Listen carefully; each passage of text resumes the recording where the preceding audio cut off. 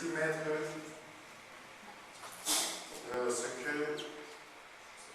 à ce que quelqu'un soit célibataire? Comment dois-je me comporter? Bon, ça c'est la première question. Est-ce que le célibat c'est un nom?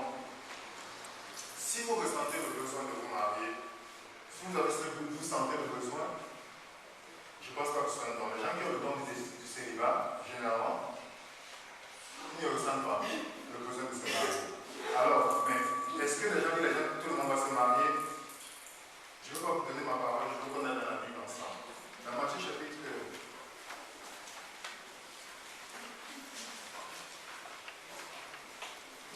12e.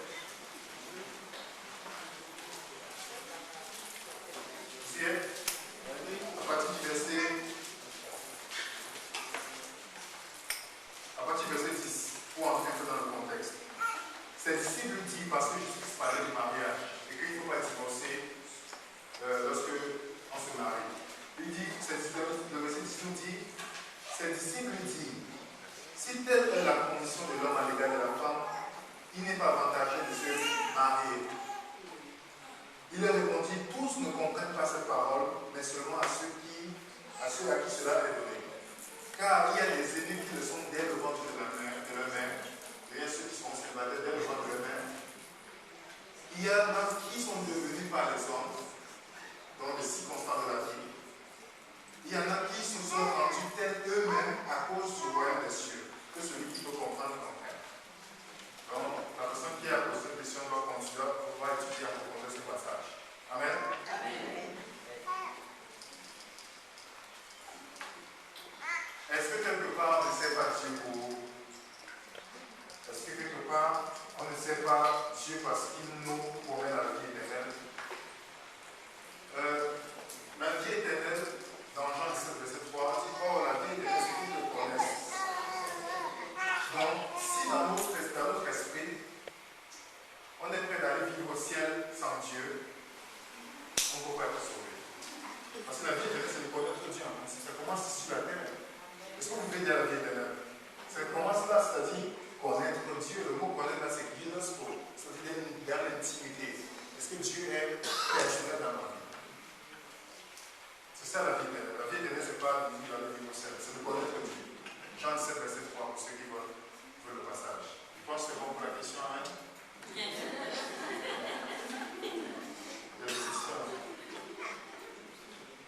Comment faire quand un membre de sa famille écoute et regarde la musique moderne et regarde les vidéos païennes? Qu'est-ce qu'on peut faire? Est-ce qu'on est le directeur de conscience? Non.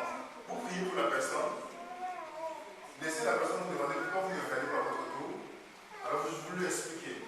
C'est plus facile de répondre à quelqu'un que de venir directement poser quelque chose à la personne. Parfois, entrer dans la question confusion, ce n'est pas la bonne chose.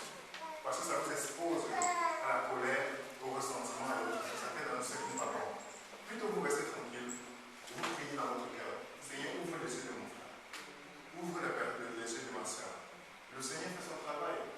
Parfois, si on fait l'étude sur la prière, c'est pas ce n'est pas qu'à demander. Vous allez voir que la plupart des prières qui ne sont pas répondues sont pour quelqu'un d'autre. La faute, c'est nous. La plupart du temps.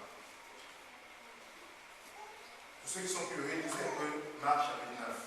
Pourquoi? Vous allez voir que. Non, quand vous allez retenir. Vous allez voir que le monsieur venait avec son fils pour qu'il soit délivré. À la fin, il s'est rendu compte que l'incrédulité, c'était de qui? De lui-même. Si vous étudiez en profondeur ce passage, vous allez comprendre. Bonjour, Satan a-t-il accès à nos pensées, à notre esprit? Si oui. Dois-je douter et que faire particulièrement attention aux réponses données à notre prière commencée à haute voix? Et de qui viennent nos mauvaises pensées ou consciences? Question à répondre vendredi soir, s'il vous plaît.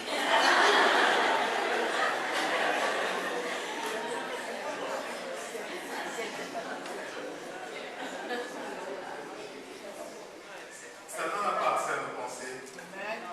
Vous pouvez avoir une histoire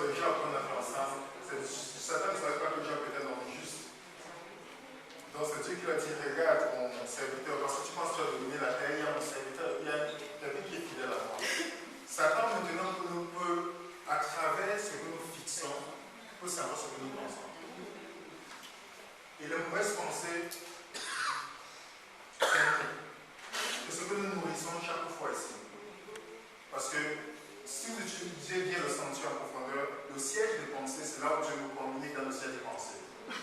Alors si, quand vous allez voir, Paul rappelle aux gens dans 2 Corinthiens 10, verset 5, d'amener toute pensée captive à l'obéissance de Jésus-Christ. Toute pensée captive, il faut que les pensées soient sous la direction de Jésus-Christ. Il répète ça dans Philippiens 4, verset 8, que tout ce qui est pur, tout ce qui est honorable soit sous l'objet de vos pensées. Donc, ce n'est pas Satan. Satan ne peut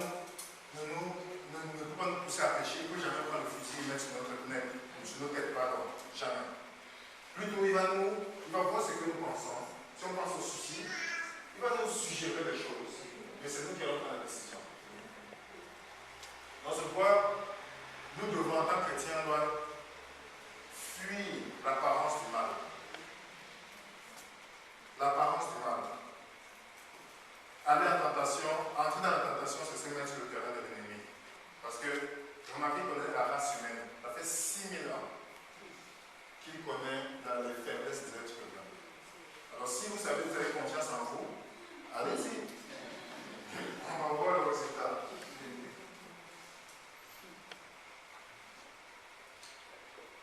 Bonjour frère, comment ça va?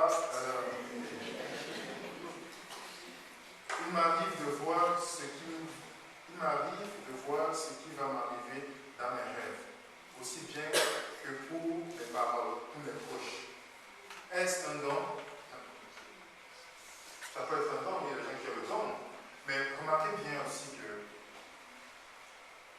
il faut souvent faire très attention de faire confiance seulement à ses rêves. Parce que ça peut vous poser beaucoup de problèmes. Si vous remarquez, le plan ultime de Dieu, c'est d'amener tout le monde à sa parole. Parce que c'est dans sa parole l'ennemi est échoué. Je peux manger bien le soir, quand les gens mangent souvent tard. Alors, je fais des rêves à cause de ce que je vais penser. Il y a d'autres rêves qui se réalisent, d'autres ne se réalisent pas. Moi, je dis toujours à des personnes qui rêvent de venir dans la parole de Dieu vérifier. Ça correspond. Soit une jeune fille va venir, il y a des jeunes filles qui m'ont dit, j'ai rêvé que tel garçon est mon mari. Mais ce n'est pas un garçon qui est déjà converti. Comment c'est possible? Donc c'est comme si la parole de Dieu se contredit. Il dit, oh c'est Dieu qui m'a montré par mon rêve. Il dit, tu vois, va dans la parole de Dieu. Et la Bible nous dit aussi que il faut au moins 2 témoins, 2 ou 3 témoins pour ta bien faire. Dans Nombre 35, verset 30, on nous dit ça, Matthieu 18, verset 16. Et dans 2 Corinthiens 13, verset 1 à 2, on nous dit qu'il faut au moins 2 témoins pour établir un fait. Donc quand Dieu me montre quelque chose, il faut au moins 2 ou 3 choses pour que d'ici c'est confirmé. Mais dans sa parole. Toujours dans sa parole. Moi, les signes, je ne pensais pas avec les signes que les gens disent moi. Parce que Satan utilise aussi les signes. Je ne dis pas que tous les signes sont mauvais, mais il faut vraiment prier à du Seigneur pour le discernement. Je vous assure. Et le deuxième point, j'ai laissé l'église depuis 10 ans pour retourner dans le monde. Je suis de retour dans la maison de mon Père. Amen. Est-ce que je peux me baptiser une deuxième fois afin de me laver, me sentir propre? L'autre du baptême, le but, c'est pourquoi c'est très important. Je vous assure, j'ai vu des questions, on va en parler. Si je suis déjà baptisé à Adventiste, et je suis bien à l'église, que je ne suis pas sûr sur certaines choses, c'est qu'il y a un problème. C'est qu'il y a un problème, mes frères et sœurs. Je vois des gens qui me posent la question sur la Trinité ou autre chose, si Jésus-Christ est Dieu. C'est qu'il y a un problème. C'est des choses qui devaient être claires. Si quelqu'un qui vient d'arriver, c'est normal. Vous comprenez? Mais que je suis là depuis, je ne suis pas sûr de ce que je crois. C'est beaucoup de problèmes, frères et sœurs. Énormément. Le baptême est important. Parfois, lorsqu'on est revenu à l'église, on revient à Dieu, on veut sceller encore notre engagement devant Dieu. C'est des personnes qui se baptisent. Mais ce n'est pas le baptême qui purifie. C'est Jésus qui purifie les personnes. Donc, si la personne, ça fait 10 ans, se retourner à la maison de Dieu, se baptiser, moi je dirais c'est une bonne chose. Se baptiser, dire encore Seigneur, je viens vers toi et je veux aller comme un bébé. Et ça arrive la plupart des jeunes qui sont baptisés très vite. La plupart se baptisent encore parce qu'ils sont baptisés peut-être par émotion baptise, il rencontre ces choses, il dit, ah, je veux me baptiser. Personnellement, non, ça arrive. Non, si le frère ou la soeur qui l'a fait, qu'elle se baptise, toujours pour la gloire de Dieu. Amen. J'ai une réflexion qui me revient sans cesse, la voici. Comment parler de Dieu aux autres quand on ne sait pas s'exprimer correctement, quand on ne sait pas par où commencer afin de s'adapter aux besoins de chacun? C'est une bonne question, c'est une question légitime, mais je dirais que est-ce que quand vous m'entendez parler, je parle bien? Pas du tout. Moi, je suis, pour ceux qui me connaissent, je suis très timide. Peut-être ce n'a pas l'air, je suis très timide. Et je pense que c'est Dieu qui fait le travail. Il faut faire comme il faut. Quand tu dis va prêcher, ne pose pas la question comment je vais faire. Va seulement parce qu'il a dit. Si Dieu vous appelle à ça, allez-y. Vous allez voir, il va mettre des paroles dans vos bouches. Je me rappelle la première fois, j'avais parlé de cela, la première fois que j'ai prêché devant les gens, il y avait environ 150 personnes à l'université. Imagine, avec deux frères, on a organisé un séminaire et je dois prêcher. Et je n'ai jamais fait ça devant une personne. Et à quelques heures, j'ai eu une crainte, j'ai eu peur. Je me dis, Seigneur, devant toutes ces personnes, c'est impossible. J'ai dit à mes amis, c'est mieux, j'arrête. On m'a dit non, comment tu peux abandonner on t'attend? Je vous assure, on a prié ensemble. Et lorsque j'ai commencé à présenter, je me suis rendu compte que j'ai fini. Je me suis rendu compte que j'ai terminé la présentation à la fin. Dieu a fait le travail. Donc, si la personne sent que Dieu l'appelle à faire, elle ne se pose pas de questions. Va avec le peu que tu as, Dieu va multiplier. D'autant plus qu'après nous avoir gêné, demandé à Dieu de vaincre en nous toutes les faiblesses comme la peur, la timidité, peut-on peut-être même la honte, ainsi que tout autre obstacle pourrait empêcher la propagation de l'évangile. Que n'ai-je pas fait ou compris correctement? Non, ne culpabilisez pas. La seule chose, comme je vous l'ai dit, c'est Dieu qui donne la confiance. Allez, si vous savez que Dieu vous dit d'aller faire, ne vous questionnez pas. Ne vous questionnez pas. Commencez où Dieu vous appelle. Et Dieu va vous aider graduellement. C'est comme ça que le Seigneur travaille. Jésus-Christ, qui est notre Sauveur, il pouvait venir et prendre le million de personnes comme disciples. Il a pris 12. Et Jésus-Christ commence toujours petit. La première fois que j'ai fait l'étude, c'était une personne. Après, les autres sont venus. Après, c'est comme ça que Dieu fait toujours. On commence petit. Il nous forme à travers ça au fur et à mesure. On commence avec votre ami qui est à côté de vous, ou votre petit cousin, frère. Dieu sait comment il va faire, il faut vous entraîner. La meilleure formation, c'est Dieu. Amen. C'est avec lui. Votre question, c'est qu'est-ce que la Trinité? C'est quoi sa nature et pourquoi Jésus serait-il Dieu? Je dis ici, j'ai aussi une question que je respecte. Si c'est quelqu'un qui vient d'arriver à l'église, je dis d'accord. Mais si je suis là depuis dans l'église et que je me pose cette question, il y a un problème. Il y a un véritable problème. Parce que la Bible, le mot Bible, vous avez vu ça quelque part ici? Vous avez vu quelque chose? On a dit dans la parole, on dit Bible? Non. Parfois, les gens disent que le mot Trinité, parce qu'il n'y a pas dans la Bible, on n'a pas besoin à la Trinité. Si on entre dans l'étude de la Trinité, vous allez voir, c'est très simple. Pour ceux qui ont mon email, en vrai, pour ceux qui la personne qui a posé une question, comme on voit, je vous donne mon email, je vous envoie dans mon blog, vous allez voir une étude qui est faite très simple, pour quelqu'un qui veut comprendre simplement la Trinité. C'est très détaillé.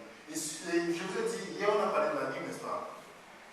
Si vous regardez bien les chiffres que vous voyez dans la Bible, tous les symboles qu'on donne, tous les personnages, on a vu avec le nom de Genèse chapitre 5, on voit la prophétie messianique, n'est-ce pas? Et beaucoup de juifs, quand tu discutes avec les juifs, ils sont perturbés lorsqu'ils voient ça. Parce qu'ils voient la profondeur de la parole. Par exemple, la Trinité, les trois grands personnages de la Bible, c'est qui? Abraham,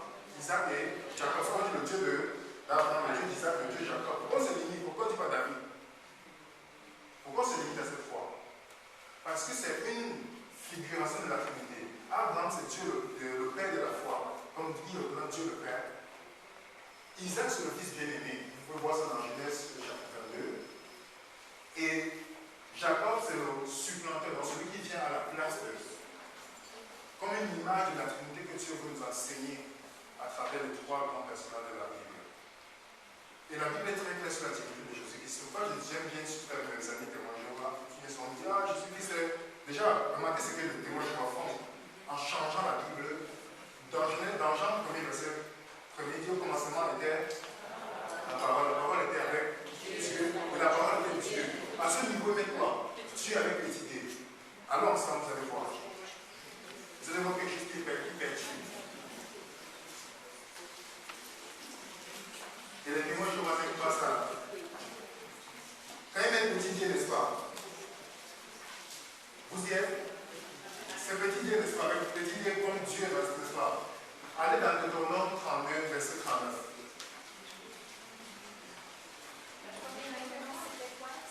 Pardon? Jean 1. Pardon?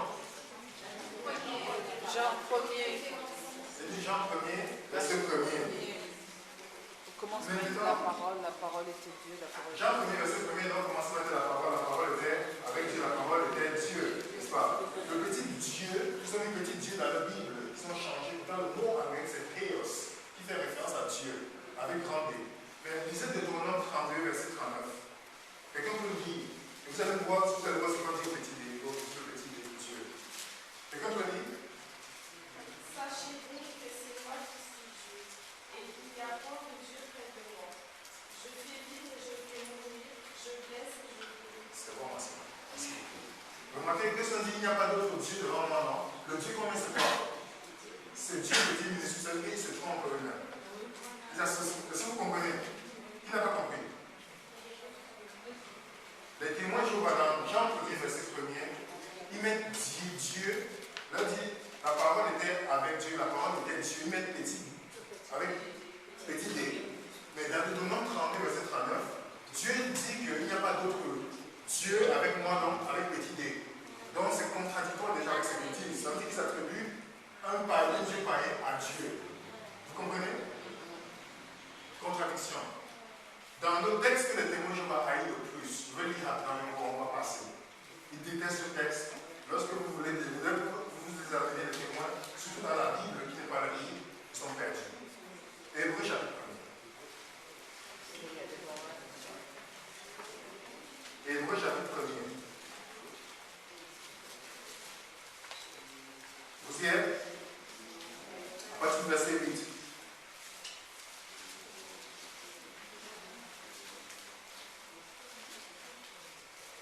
Vous y êtes, frère ça? Le verset 8 nous dit, mais il dit au Fils, ton trône, ô Dieu, est, et le sceptre de ton règne est un sceptre d'équité. Tu as aimé la justice et tu as haï l'iniquité. C'est pourquoi, ô Dieu, ton Dieu t'a loin d'une nuit quoi? C'est Dieu qui dit à Dieu, n'est-ce pas? À qui s'agresse au Fils, non? Si on va aller texte après texte dans la Bible, comme j'ai dit la personne, ceux qui veulent une présentation simple sur la Trinité, ils envoient l'email. Je peux leur donner mon email, ils m'envoient le courrier, je leur envoie le blog, vous allez lire l'étude qui est très simple, c'est très simplifié, c'est vraiment ABC et c'est simple dans la Trinité. Amen. Amen. La dernière question c'est comment puis-je encourager mes jeunes sœurs qui désirent se marier à se tourner vers Dieu et à lui faire confiance alors qu'elles me reprochent d'être toujours célibataire à 40 ans? Elles me disent qu'elles ne veulent pas être comme moi à mon âge. Je voudrais les aider. C'est ça, c'est dangereux dans notre église parce que les gens n'aiment pas les conseils. Les gens n'aiment pas les conseils. Même la Bible nous dit, je pense que c'est Proverbe 24, verset 6, et dans Proverbe 11, verset 14, que le salut est dans le plus grand nombre de conseillers. Le conseil est très important, les jeunes. Lorsque vous voyez une personne à l'église qui vous donne un conseil, venez avec humilité et écoutez. écoutez, si c'est la sœur qui vous dit, pourquoi dire je n'ai pas besoin d'écouter? Et elle a dit quelque chose que moi je trouve intéressant, c'est se tourner vers Dieu. On ne se met pas dans une relation parce qu'on est seul. Je répète ça. Si vous sentez que vous êtes seul, Dieu n'est pas suffisant. J'ai donné la citation de C.S. Lewis, un auteur anglais, celui qui a écrit les fondements du christianisme, Christianity. Il dit la femme doit être totalement perdue en Dieu, que son mari, en allant vers lui, la trouve là. Si vous comprenez le sens. Oui. Donc la femme doit seulement se concentrer vers Dieu. C'est sa manière sécuritaire.